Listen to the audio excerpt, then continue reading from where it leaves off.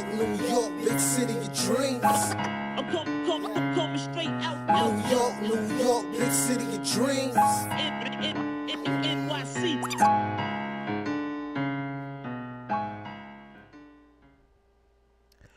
What's going on? It's Jailers from Nick of Time show here. Give you that Knicks talk just in the nick of time. And I'm not expecting, I didn't expect a big hurrah today. I didn't expect to win this game. I'm not even going to hold you. Didn't expect to win this game.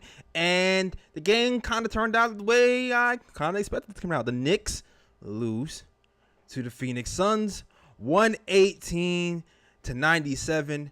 But what I want to do is, I know it was bad today, but I want to implore Knicks fans to not really overreact about this game today. And because, this is a team that just was in the finals. They built for a championship. So for anything, this is a test for this New York Knicks team to see where we are. It's kind of a litmus test to see where we are, how we withstand, how we respond.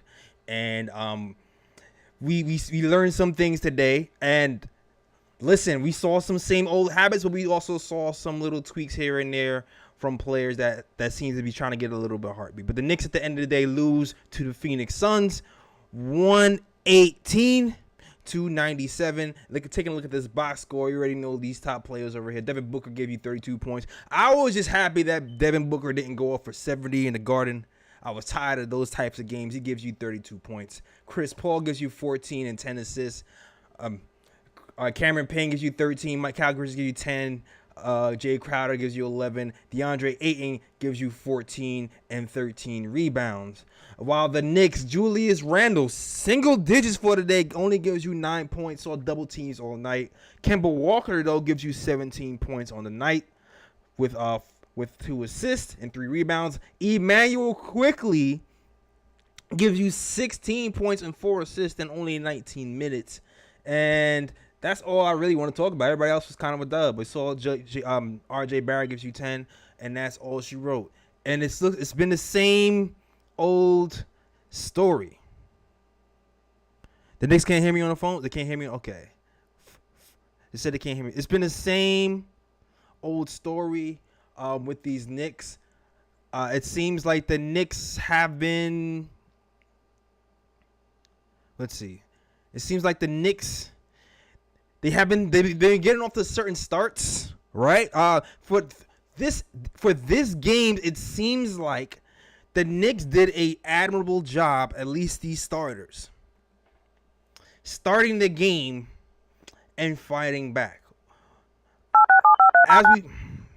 Blog Talk Radio. Welcome to Blog Talk Radio. Please hold and you will be able to listen to the show. As I'm letting that connect. As the game went on, we saw before. We seen ball movement leading to open threes. We saw Evan Fournier start off hot, hitting 3 of his first 3-point shots. We saw Julius Randle moving the ball like he wanted to see him moving the ball. And the Knicks actually ended up leading the game for a short amount of time in that first quarter. So there was some hope from our starters because we already know the tale has been, what are these starters doing with these Knicks? Are they going to be able to sustain the effort they bring for a certain amount of time? And today we saw they got off to a good start in that first quarter and could not keep it up in what we call here at the KLT show the second and a half quarter of doom, where once again the starters didn't have the ball movement. They couldn't make the shots. And they didn't have the energy to sustain the game. And I want to talk about the starters. The plus that I did see from these starters so far is Kemba Walker. I'm starting to see a little bit more juice in Kemba Walker's legs over the last few games. I'm hoping that we can build on that moving forward. I see him making more plays for others. I see him playing on the defensive end, fighting over picks sometimes, and I see him starting to make shots. Hopefully that continues. Evan Fournier, on the other hand, he's getting more aggressive, trying to find out where his shots are coming from. But at the same time, it seems like he's getting a little bit too shot happy. I feel like we started to fall behind once again when the first unit gets back into the game. We're not exactly sure how and where our shots are coming from.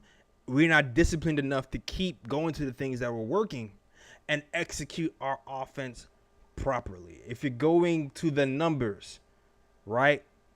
We hit in the summary. Hold on. We go into the game charts. I think the game charts kind of tell the story when you're looking at the assist numbers. 28 assists to 13 assists by these Knicks. The starters have to move the ball, and they can't just choose to move the ball in the first quarter. They have to move the ball throughout 4 subsequent quarters. All right. Now I don't want Knicks Nation to overreact either, because, like I said earlier, this is a Suns team that is built to win a championship. And when teams are built to win a championship, they develop habits that are kind of unbreakable. There is a system in place where they're doing the same thing play after play after play. That Chris Paul pick and roll is a well-oiled machine. And not only that, these guys move the ball side to side and attack closeouts better than most teams in these NBA. And that's exactly how they got to the line or got into the paint with such regularity, because they killed us in the paint points as well. The only thing that the Knicks really did well today was the rebounding, but the Suns didn't miss shots. They didn't have to do well rebounding. We got 6-3. We won the rebound battle 63-39. But enough about the starters. I'm gonna keep this show a little bit short, and if you want to talk to me live, to talk about these Knicks, you already know what to do. You already see the number there at the bottom. You can call in and talk to your boy Jay Ellis at 319-527-6241. But what I really want to talk about today is the second unit. Once again, like, we didn't have the juice that we usually have from the second unit. Once again, Derrick Rose is down with an ankle injury. He is their leading scorer of the second unit. He wasn't able to go. But once again, the bench kind of did his thing. We played a little bit more minutes than usual, but the bench gives you 43 points on the night. And once again, we are proving that the bench unit is a powerful force to be reckoned with. We are the third best scoring bench unit in the NBA. Going up against the Suns, I think they're like 4th at this point, and we did a pretty good job. And even with Derrick Rose out, even with Obi Toppin not scoring, it just seems like Emmanuel Quickley is turning a corner. It's still early. But it looks like Emmanuel Quickley has taken a step at this point. IQ stats on these last 10 games: 11.9 points per game, 46% from the field goal, 46% from 3, 2.7 assists, and 28 minutes for Emmanuel Quickley in these last 10 games. After struggling from 3, only hitting 6 of 28, Emmanuel Quickley at this point seems to be like he's going to be one of the important pieces moving forward for these New York Knicks when you start to look beyond Kemba Walker and Derrick Rose whenever these guys decide to move on. And Derrick Rose says he might try to Brett Favre this thing and stay along longer, but it looks like the Knicks' future, at least point guard, I'm not sure you can say starting or off the bench or whatever, Emmanuel Quickley is a player. Straight up, Emmanuel Quickley is a player. And the thing that I'm liking about Emmanuel Quickley, right, is this. To me, what makes an NBA player an above-average NBA player is something that Kristaps Porzingis never showed.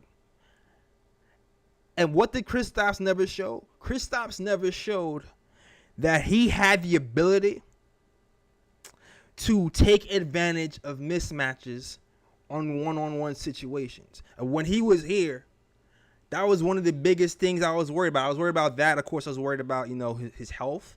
But to me, to be an impact player, to be an all-star player, you have to, do multiple things on the court that makes you unstoppable. Pass, dribble, shoot, play defense.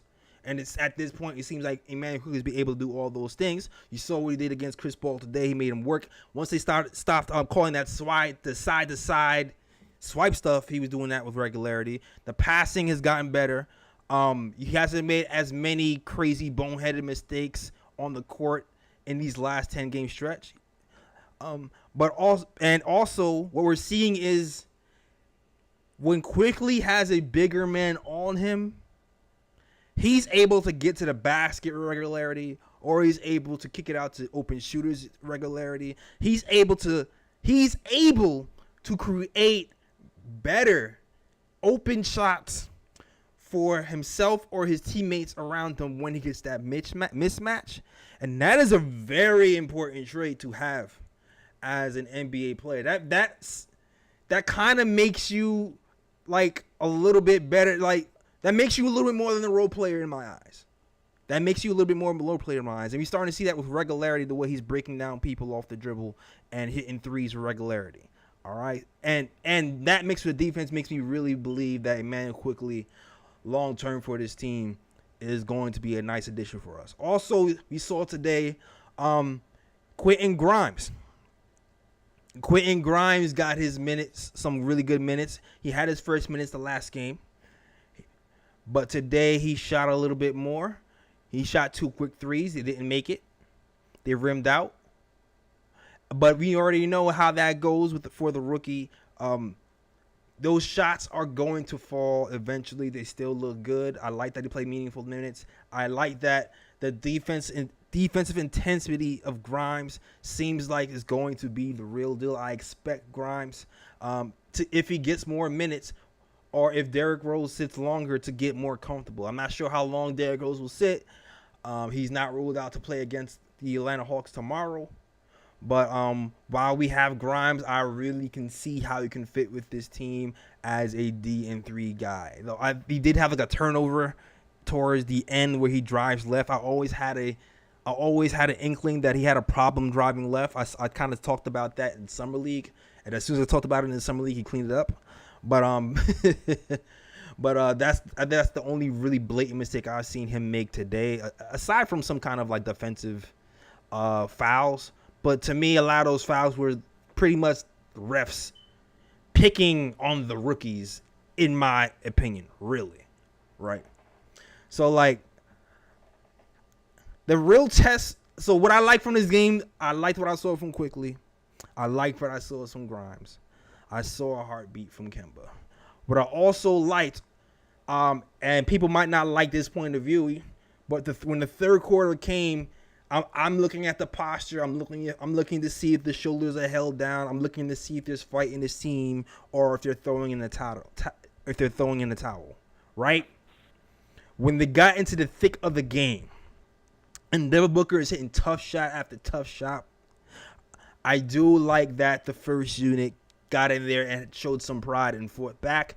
I felt like that third quarter, they came in with some energy.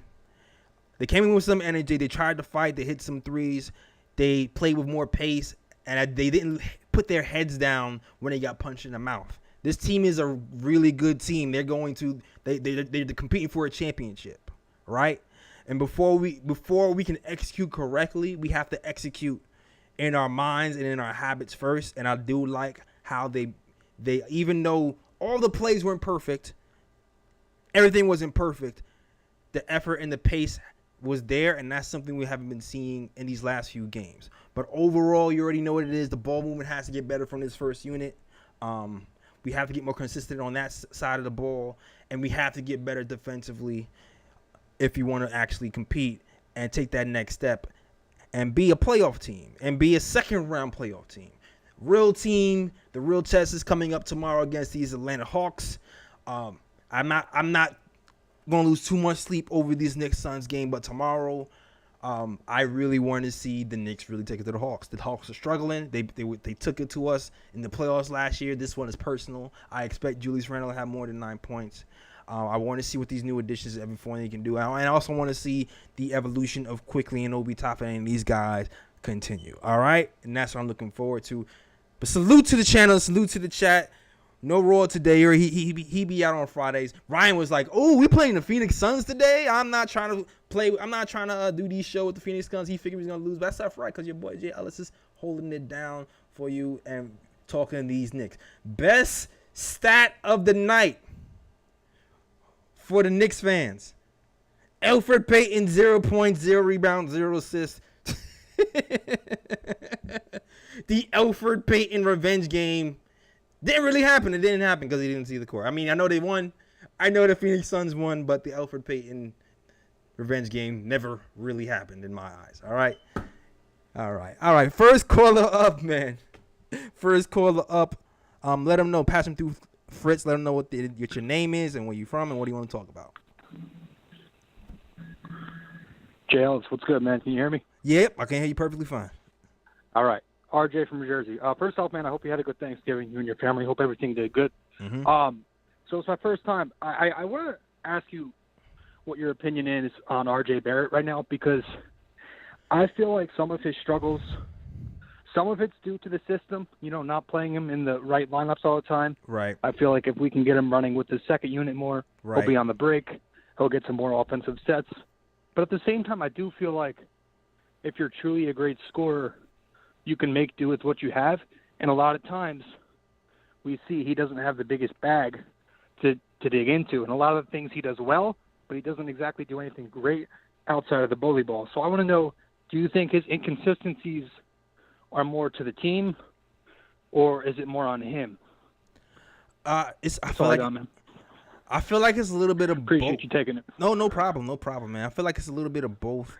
The shots, you not necessarily know where the shots are coming from him when you're trying to involve a guy like Evan Fournier, who's kind of trying to find his way too between shooting too much and sharing the ball. I do feel like that's part of it. Another part of it is, I seem like he's in his own head. It seems like he's in his own head right now. The open shots that he does take, he's missing, but at the same time, we've talked about ball movement and rhythm for this team. That's really important for this team to get going, because a lot of these guys are like the alpha dogs, the guys who like to have the ball in their hand, who like to have the touches, and when the ball is not moving and everyone's not touching the ball, I feel like it's really easy for this teams on this first unit to lose rhythm, which is why, like you said, it was kind of cool to see him run with the second unit, because it's the second unit. It seems like whoever's running with the second unit looks better. When Evan was running with the second unit the other day, Evan looked better. Dude, they play so much like fun. It's just more exciting. They're more athletic. They move the ball around. It just seems like you split him up with Julius, and you get him more on-ball opportunities this way. I agree with you. I agree with you. Yeah. And plus with RJ, a lot of the times with that first unit, he's the only one running. When he's with the second unit and he's running and there's 4 other guys running with him, it just makes for better basketball, for better options, and I think that can also help RJ get some easy buckets better. But it's just right now, it's like there's still a little bit of a chemistry issue with the first unit and second unit, and figuring out who should play with who at this point. Yeah, it's hard to. I know we have to stay patient and everything. This time last year we were under 500 as well, but I just want to see some consistency at some point from these guys. So I appreciate you taking me, man, and you have a really good rest of your night. All right. All right, absolutely. Thank you for your call, man.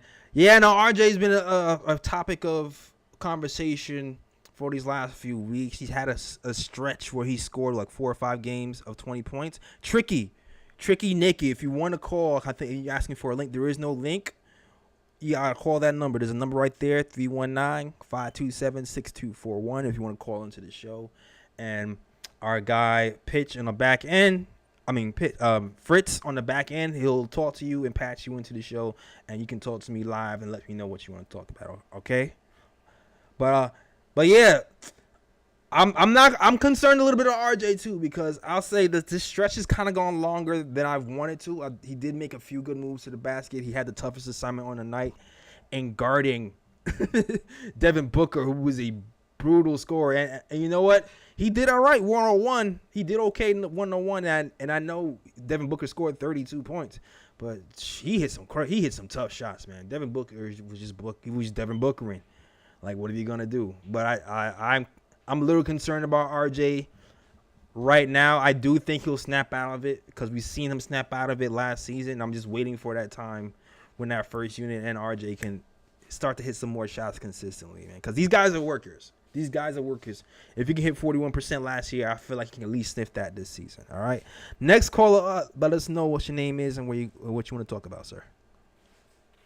Mr. Ellis, how you doing, man? It's Ken. Yo, Ken, what's going on, Ken? Chilling, man. Hey, I'll make it a lot briefer this time. Okay. Last time I called was the first time this year, so I was a little hyped up.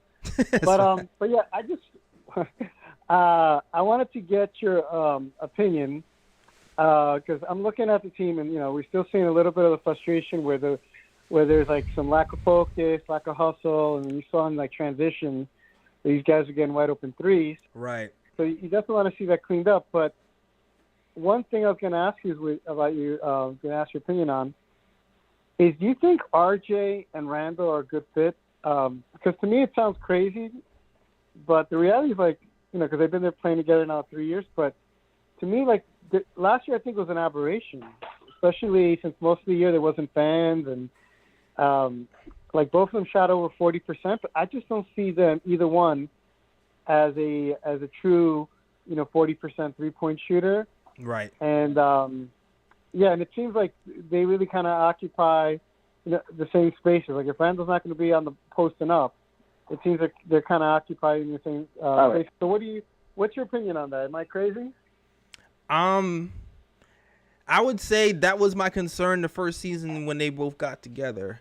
I saw a season when it worked, and I don't want to. We've seen players have a nice year from three and then disappear. The guy who comes to my mind is Landry Fields right now for the Knicks, where I feel like he was like a really good 3-point shooter one year, and then the next year disappear. Yeah. I don't think that's going to be RJ. And also for Randall, I've seen him before he got to the Knicks. He improved from three every single season and every senior year except for one. So I do believe that it's going to improve at some point. Okay. Maybe that's me being optimistic Knicks fan. Yeah. Maybe that's me being optimistic Knicks fan. But I've seen it if I've seen proof before, I'm more inclined to believe that's going to happen again, and it's all that hard work and talent doesn't just dissipate into nothingness. Right. I mean, I don't to your point. I don't want to overreact, but I was just looking at the stats, and both of them are shooting the same percentages from three that they did 2 years ago, right? So, right. And I think a lot of it is, like you said, chemistry. Catching the ball in rhythm and all that. But yeah, like I said, I just I'm a little concerned because last year at least they had a lot more utilization because it was pretty much them two doing most of the scoring. But now you got Kimba and you got Fournier who got to get touches as well. Right. So I just feel like Randall, and I think you saw it today, right, where on secondary action, he holds the ball too much sometimes. He doesn't make the right read. So right. So I don't know. Like I said, it's still early. I'm not going to jump ship, but I just kind of want to just put that out there and just get your thoughts. I agree with you. Well, okay. Well, all good points. The one thing I will say, this is between this season, the way we're getting, where we're taking our threes is a little bit different. I feel like our philosophy is changing, mid-season, or not mid-season, after 10 games. We got Evan Fournier and Kemba to shoot more threes, right? And then for the first, I would say 10 to 15 games, I feel like the Knicks were solely set on shooting 43s a game. I feel like that was just it, and because that's what the NBA is doing, and that's the formula when it comes to statistics and modern NBA playing style. And then we started off hot, and then I feel like once we started off hot, we started to change, and I feel like who's taking in threes and where is starting to change too. Randall had a game 5 games ago where he shot 6 threes. Today he only took 2. Right. I think that's a great point you make. 'Cause I remember last year we focused on the corner three, and I haven't looked at the stats this year, right? But I just have a feeling we're not taking as many corner threes, so I need to look that up. That's an interesting. We're not. That's the easiest corner. And the last thing I want to say, I promise it's the last thing, is I just noticed if we're gonna have 4 scorers on the court, especially in the starting lineup, like I think our pace needs to be faster, right? Like we got to get more shots up because we got scorers, and it seems like we're like Yeah. I looked up. I think we're like right around middle of the pack, but like like maybe 17, 18. And I just feel that, like you said, if you're gonna bring Fournier and Kemba, you're gonna have 4 ball handlers in the starting lineup. You need to get more shots up. You got to play a little faster. And I know, that's not necessarily the way Tibbs likes to play, but I think. Oh no. That's something to consider. He wants to play faster. That's not. He wants to play faster. And we talked about this on the show too. A lot of our problems is the pace is too slow, and like I kind of feel like when Tom says the ball finds energy, that's absolutely true. The ball finds energy. Ooh, when the ball, like even when the third, we was getting our butts whipped in the third quarter, right? But even though we were getting our butts whipped, I do feel like the first unit was fighting back, not necessarily because we were executing the best, but strictly off us, we were trying. I feel like they were running harder. I feel like they were crashing the glass harder, and they were making effort plays. And because that happened, I think Kemba started hitting more shots. I feel like they started to fight back and didn't fall over. So I think that pace is a big reason why we don't. That first unit has a problem scoring, and I also feel like that has a lot to do with the athleticism. And sorry to say, maybe the age of the first unit kind of shows that we can't keep up that pace on both sides of the ball for long stretches of time. Matter of fact, they're used to being subbed out at the 7-minute mark, right? That's Raw said that in a few shows ago. Today, they played well, and right at that 7-minute mark, they were winning.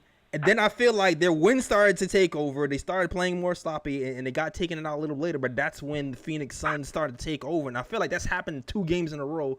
When they pay past that 7-minute mark, like they had the last few games, things start to dissipate. And I think it's age. I think it's the pace slowed down. I think it has a lot to do with everything has to do with why that first unit isn't clicking all the way, all the time. Like so, yeah, absolutely. I agree with you. Makes sense, man. Makes sense. Absolutely. But thank you once again for calling in, Ken. Ken is the editor of the KOT show. If you didn't know, editor and writer of the KOT show. So shout out to my guy Ken, man. Yeah, make sure you promote Rob's article. Oh, absolutely. Good article. Okay. Absolutely. All right. absolutely. Yeah, man. I'm a plug Rob. Rob just wrote an article. Rob just definitely wrote an article on the KOT show about infusing new players into the lineup, and that's definitely something the Knicks should do. And I'll definitely plug a little up more later. Next caller up, we got Tricky Nicky.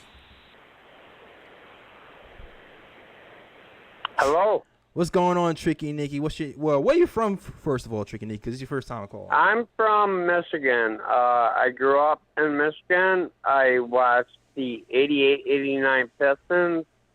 I became a huge Knicks fan when it was Patrick Ewing, Oakley, Stark, yeah, Dave McDaniel, Anthony Mason, and them Facts. boys back in the early 90s.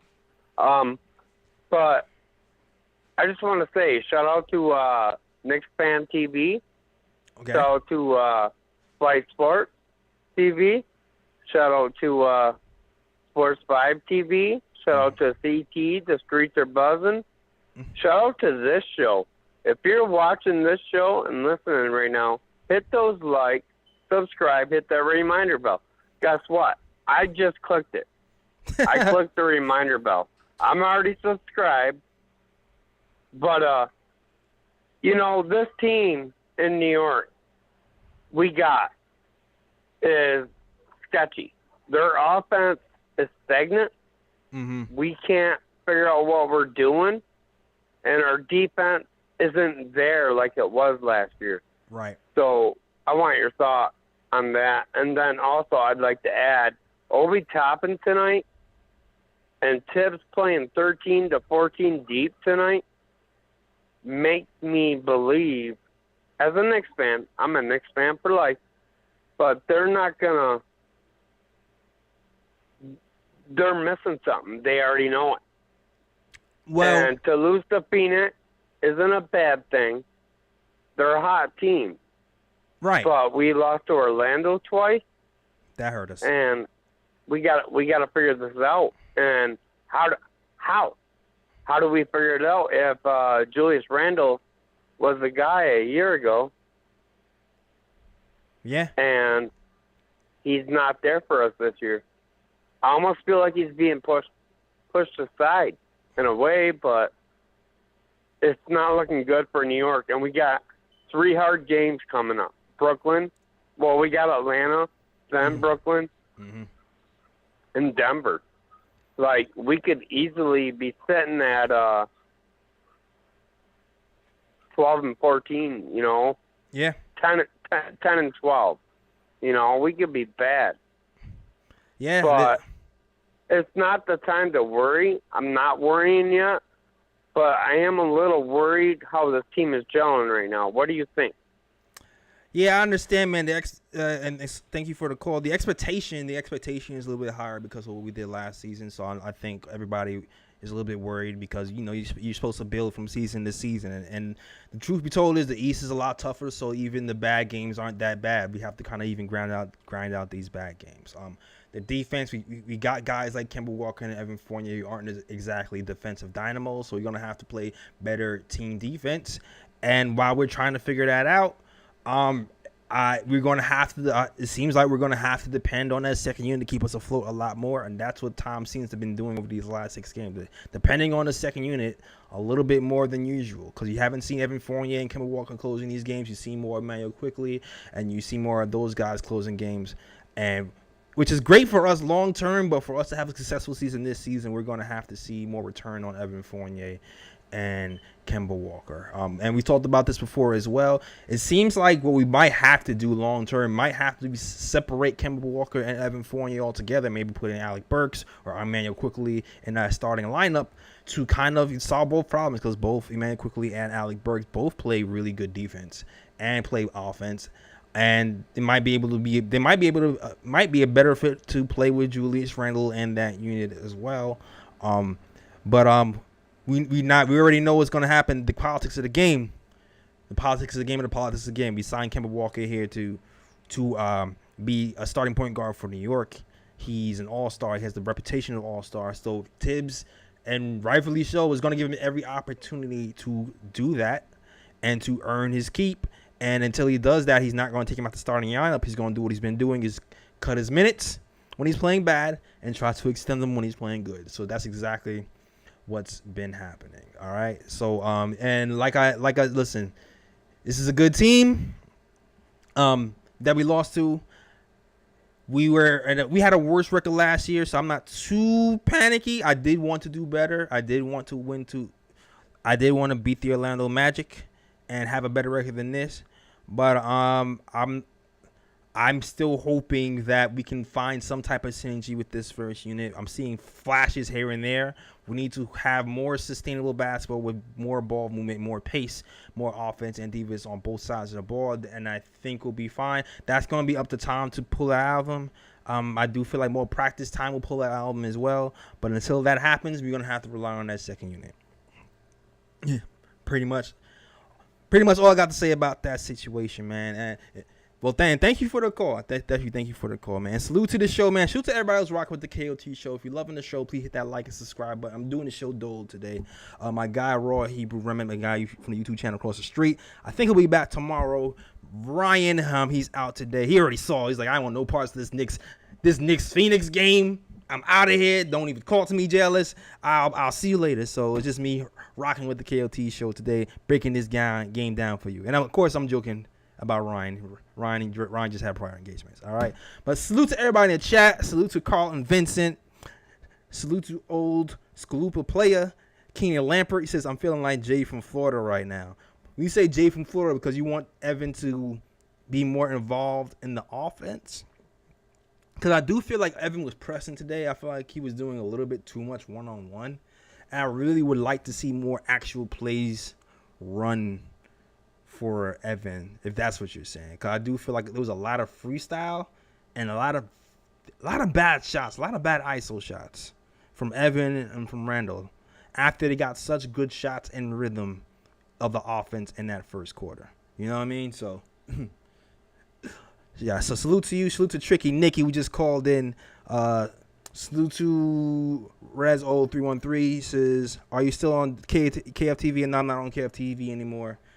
But shout out to you for checking in the show. Jimmy UCLA.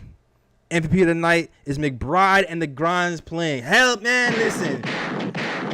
McBride and Grimes playing brought a tear to my heart. When McBride came in and he got that steal off the Devin Booker for the easy lay, and I was like, yes. I loved it. I loved it. You can already see the intensity of the second unit between McBride, Grimes, Kevin Knox, Obi Toppin, and Sims. I mean, we hate losing, but we love to see these young kids run out there to see what they can do because, it kind of gives us hope for the future to see what we have looking forward to. And McBride, he looked all right. He definitely looked okay. McBride had a good, nice little stint in the G League for a game where he had, I forgot. He had like 9 assists in the game, and he did, 20-something points, I believe. So shout out to McBride, and shout out to the Grimes, who did well as well, who actually played some actual game time. And we might see more grind time tomorrow, all right? And also, I would like to say, too, I do feel like Tibbs rested his starters a lot more today in garbage time because he knew tomorrow we were playing these Atlanta Hawks, because usually Tibbs will play, everybody to that horn. But tomorrow we do have the Hawks. I do feel like that's a winnable game. I wish it wasn't a back-to-back situation. But I think we'll be hopped up for that game. If you are Knicks, if you are wearing a New York Knicks uniform and you are not hopped up for tomorrow's game, I don't even know what to tell you. I expect the effort to be A1. I expect Randall to be attacking the basket. I expect a lot from this Knicks team. And the Hawks, they're not playing that well. So this is a good time to eat tomorrow. This is a good time to eat tomorrow for sure. Samford929 says, what's your thoughts on ATL game? Rose back. Rose is not ruled out to be back tomorrow. He's not ruled out to be back. He might come back tomorrow versus ATL. But you just never know. If he's not back, we're going to see a little bit more grind time. If he is, then he is. And it's funny because Rose has been struggling the last few games. And I don't know exactly when he got injured, but that makes me think that he got injured a few games ago, and he was trying to play through it, and it was affecting this game. That's what I'm thinking in my mind anyway. But hopefully we'll have Rose back tomorrow. And if not, even if we don't have him back, I'll just be excited to see Grimes play some more minutes because I do feel like he's gonna be able to play some nice defense and hit some shots eventually. And also, it's entertaining to see Quickly try to run the point guard spot for long stretches of time because I do like what I saw from Quickly trying to run the point guard today. Shot 69% from the field, right? And also, he didn't make perfect passes today. He threw some crazy passes for alley-oops, but I just want to see him get some more reps, and he's proven that he's cutting down on his crazy passes and his decision making over these last 10 games, and the numbers show it. Numbers just show it. All right? Crazy Friend says, what's crazy? Just like we have our old show with the New York Knicks, I went to the Phoenix Suns show, and they were just thinking the New York Knicks was going to show up and make it competitive. I mean, listen, the Suns are just better than us right now, man. Is what it is. They're just better than us. Ricardo Costa says, JLS, do you think at some point in the season Tibbs' seat will get some heat? Will Tibbs' seat get some heat? Maybe from fans, if anything, because you know how the fans are. Fans are really night and day. If you lose a game, they want to fire the coach. I think Tibbs and the front office, though, are pretty much in lockstep or on the same page.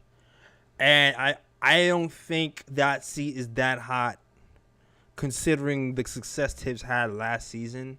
And also, I think they're considering our reputation around the league. We have a reputation of very high turnover on this Knicks team. So that's the reason why we brought back half of our bench.